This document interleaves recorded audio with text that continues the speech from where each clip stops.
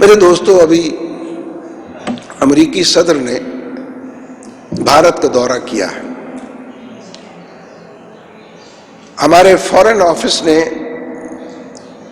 وزارت خارجہ نے جتنی بے اعتدالی کا، غیر ذمہ داری کا ثبوت دیا. عوام اپنے خدشات بیان کر رہے تھے اس کے دورے کے بارے میں، پریس اور میڈیا کے اندر وہ ساری چیزیں آ رہی تھیں، لیکن نہیں معلوم تھا، تو فارن آفس کو نہیں معلوم تھا کہ اس موقع کی تیاری کے لحاظ سے وہ ان 3 دنوں میں جب اس کا دورہ بھارت جاری تھا تو پاکستان کے تحفظ کے لیے، کشمیریوں کے عنوان کو سجانے کے لیے، اور جو ہمارے مسائل ہو سکتے ہیں ان کو لائم لائٹ پہ اور لوگوں کے سامنے لانے کے لیے کچھ پہلے سے تیاری کرتے.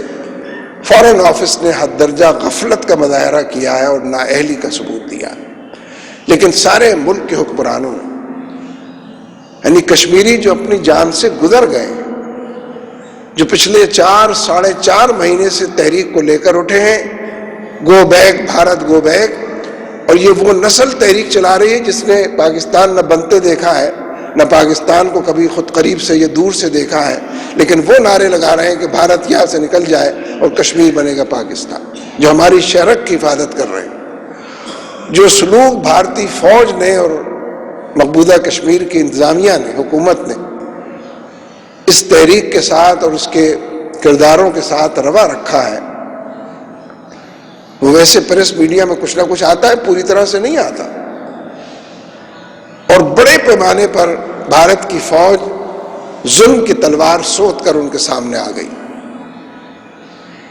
لوگوں کو خواہ یہ امید دلائی گئی کہ امریکی صدر بھارت جائیں گے تو کشمیر کا ذکر کریں گے، حالانکہ وہ کشمیریوں کے زخموں پر نمک پاشی کرنے کا کردار ادا کرتے رہے. کشمیریوں کی دلجوئی کا کوئی عنوان ان کے پاس نہیں. اور یہ بات میں اس لیے کہہ رہا ہوں کہ اگر امریکہ اپنے آپ کو سپر پاور سمجھتا ہے تو سپر پاور اگر وہ ہے تو عدل و انصاف کی میزان نصب کرنے کے لیے، اور جہاں جہاں انسانی حقوق کی پامالی ہو رہی ہو اور ظلم اپنی ہر شکل کے اندر ہویدا ہو، اس کو روکنے کے لیے بھی اسے کوئی بات کرنی چاہیے.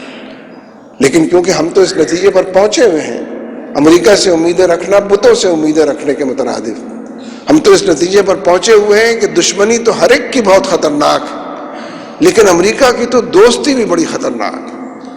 پچھلے 60 سال میں امریکہ کی دوستی نے ہمیں جو چرکے دیے ہیں، جو نقصانات پہنچائے ہیں، جن جن حوالوں سے پاکستان کو دیوار سے لگایا ہے اور پاکستان کے دشمنوں کو آگے بڑھایا ہے، پورے 60 سال میں چمن میں ہر طرف بکھری ہوئی داستہ میری، پورے 60 سال پر محیط ہے امریکہ کی یہ کارروائی. یعنی اسٹریٹجک ڈائیلاگ پاکستان کے ساتھ اور اسٹریٹجک پارٹنر بھارت قرار پایا. آپ صرف ڈائیلاگ کے لیے، اور وہ بھی ڈائیلاگ نہیں، میں تو مونولوگ اس کو کہتا ہوں، یک طرفہ کارروائی. ڈائیلاگ میں تو آپ بھی بات کرتے ہیں، میں بھی بات کرتا ہوں، اس کو مذاکرات کہتے ہیں، ڈائیلاگ کہتے ہیں. لیکن اگر میں صرف اکیلا بات کروں، آپ کو بات نہ کرنے دوں، تو یہ ڈائیلاگ نہیں، مونولوگ.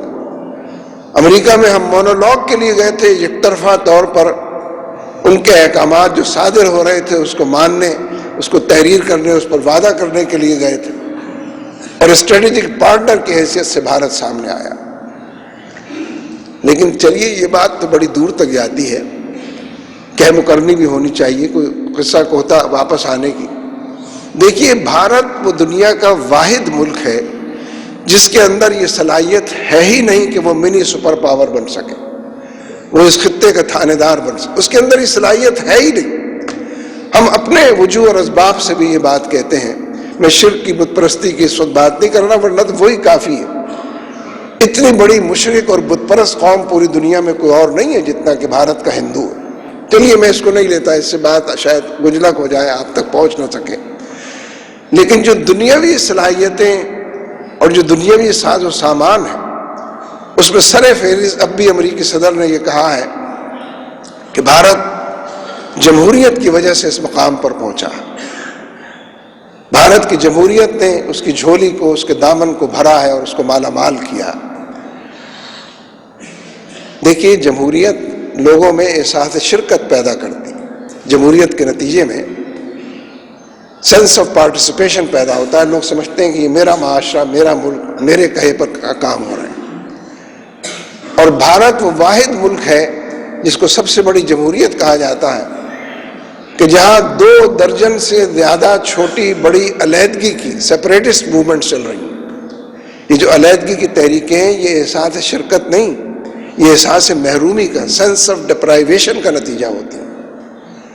جس معاشرے میں اتنی بڑی تحریکیں، وہ ماؤوادیوں کو بھی تحریک ہے، وہ دوسرے لوگوں کو بھی تحریک، اور ایسی مضبوط تحریکیں، اتنا اسلحہ اور ساز و سامان ان کے پاس ہے کہ جب چاہتے ہیں پورے تھانوں کا اغوا کر لیتے ہیں، ٹرینوں کا اغوا کر لیتے ہیں، بھارتی پولیس اور فوج کے خلاف کارروائی بڑے پیمانے پر کرتے ہیں۔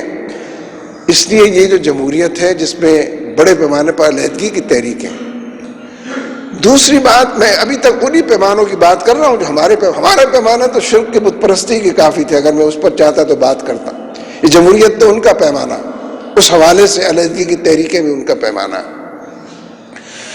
ابھی پچھلے دنوں جتنی رپورٹیں آئی ہیں ان میں سب میں یہ بات کہی گئی ہے کہ افریقہ کے گئے گزرے ممالک کے مقابلے میں بھی بھارت میں غریب لوگوں کی اور غربت سے گئے گزرے لوگوں کی تعداد بھی زیادہ ہے، مقدار بھی زیادہ ہے اور رفتار بھی زیادہ ہے۔ غریبوں کی تعداد مسلسل بڑھ رہی ہے، جس کو وہ اپنی اصطلاح میں کہتے ہیں پاورٹی لائن سے نیچے زندگی بسر کرنے والے، اور وہ افریقہ کے گئے گزرے چھوٹے بڑے ملک سے بھی گئے گزرے۔ یہ ہمارا پیمانہ نہیں ہے چیزوں کو ناپنے تولنے کا، اس بنیاد پر ہم فیصلے نہیں کرتے۔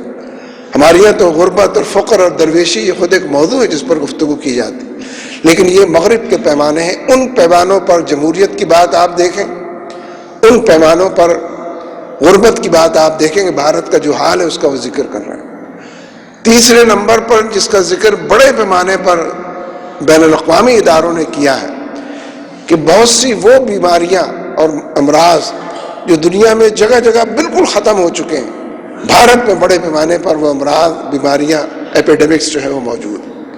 اگر بات کو یہیں تک محدود رکھا جائے تو حقیقت یہ ہے کہ بھارت کے اندر جو ایکسٹریمسٹ ایلیمنٹ ہے، بی جے پی ایک بہت بڑی پارٹی ہے، اقتدار میں رہ چکی ہے اور اقتدار میں آنے کے لیے کوشاں ہے۔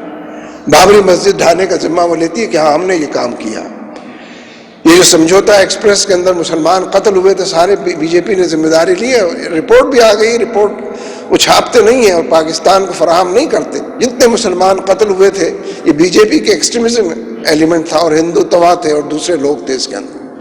جس ملک کے اندر اتنے بڑے پیمانے پر، اتنی بڑی ریکگنیشن کے ساتھ تسلیم شدہ حقیقت کے طور پر سیاسی جماعت، انتخابی جماعت موجود ہو، کہ وہ سیاسی اور انتخابی ہونے کے باوجود دہشت گرد بھی بہت بڑے پیمانے پر ہے، اس ملک کے بارے میں یہ کہنا کہ وہ سپر پاور بن جائے گا، این خیال استو محال استو جنو است۔ میں یہ اس لیے نہیں کہہ رہا کہ ہم بس خوش ہو جائیں اور مطمئن ہو جائیں۔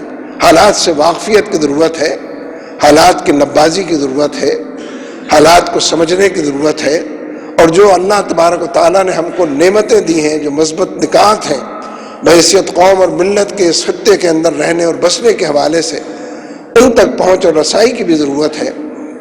لہذا امریکہ کتنی ہی کوشش کر لے وہ افغانستان میں بھارت کو رول نہیں دے سکتا، اس لیے کہ وہاں کے جو معاہد ہیں وہ بھارت کو اور اس کے رول کو، ذرا سا امریکہ ادھر سے ادھر ہوگا اور نیٹو کی فوجیں واپس جانا شروع کریں گی، بھارت اپنے انجام تک پہنچ جائے گا۔ بڑے پیمانے پر جو کارروائیاں وہاں لوگ کرتے ہیں اور جانتے ہیں کہ کس کے خلاف کارروائی کر رہے ہیں، وہ تو مشرک بھی کہتے ہیں ان کو، بت پرست بھی کہتے ہیں، اور یہی بات ان کے لیے کافی ہو جاتی ہے کہ ان کے خلاف کارروائی کرتے ہیں۔ لیکن جب باہر سے لوگ آ کر کسی ملک کے اوپر قبضہ گروپ بن جائیں، لوگوں کو تہہ تیغ کرنے لگیں، زبردستی اپنے آپ کو منوانے لگیں، تو جو رد عمل بھی ہو، جس اشتعال کا بھی لوگ شکار ہو، وہ کم ہے۔ اس لیے میں ضمناً ایک بات کہہ کر بات کو ختم کرتا ہوں کہ یہ کام تو انشاءاللہ نہیں ہوگا، اور بھارت کا کوئی رول جو ہے خواہش اور تمنا اور امریکی احکامات کے باوجود وہ نہیں مل سکے گا جو اس کو مطلوب ہے۔ اور جب اس میں کوئی رخنا آئے گا تو بھارت اپنا چہرہ آئینے کے اندر دیکھ لے گا کہ وہ کہاں کھڑا ہے۔ لیکن ایک بات ذہن میں رکھیے کہ افغانستان کا امن پاکستان کے استحکام سے مربوط ہے۔ افغانستان میں امن نہیں ہو سکتا اگر پاکستان مستحکم نہیں ہو، اور پاکستان میں بدامنی یا عدم استحکام کشمیر کے مسئلے کو ریزالو نہیں ہونے دیتا۔ کشمیر کے مسئلے کا حل بھی اسی میں ہے کہ پاکستان مستحکم ہو، اور پاکستان کے مستحکم ہونے کے نتیجے میں افغانستان کا امن بھی ہے۔ یہ وہ عوامل ہیں جس کی وجہ سے امریکہ بھی یہاں پر درآیا ہے، اس کی قوتیں، طاقتیں اور فوجیں بھی یہاں پر موجود ہیں، اور بار بار وہ اس سلسلے میں مداخلت کر رہے ہیں۔ اور یہی وہ عوامل ہیں جس کی وجہ سے ہمارے خطے کے اندر بھی جہادی تحریکیں بھی موجود ہیں، رجوع اللہ کی تحریکیں بھی مضبوط ہو رہی ہیں، اور ہم سب کا یہ فرض بنتا ہے کہ امریکہ اور اس کے جتنے گماشتے ہمیں غلام بنانا چاہتے ہیں، ان کو ایک بگ نو جس کو کہتے ہیں انگریزی، ان کو بہت بڑے نفی سے یہ اعلان کر دیں کہ ہم ایسے دستور کو اور صوبہ بے نور کو نہیں مانتے۔